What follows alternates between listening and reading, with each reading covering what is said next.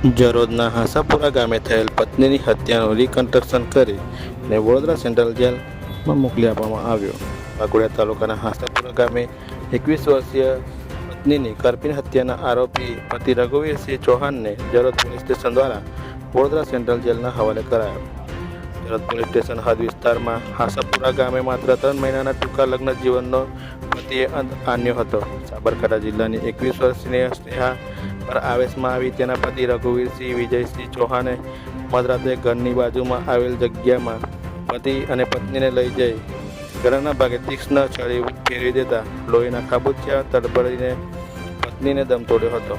હાંસાપુરા ગામે થયેલ પત્નીની હત્યાનું રિકન્સ્ટ્રક્શન કરી વડોદરા સેન્ટ્રલ જેલમાં મોકલી દેવામાં આવ્યો હતો. વાઘોડિયા તાલુકાના હાંસાપુરા ગામે 21 વર્ષીય પત્ની સ્નેહાની કરપીણ હત્યા આરોપી પતિ રઘુવીરસિંહ ચૌહાણને જરોદ પોલીસ સ્ટેશન દ્વારા સેન્ટ્રલ જેલમાં મોકલી દેવામાં આવ્યો. રિપોર્ટર પંકજ વસાવા સાથે જનાર્દન ન્યૂઝ, વાઘોડિયા.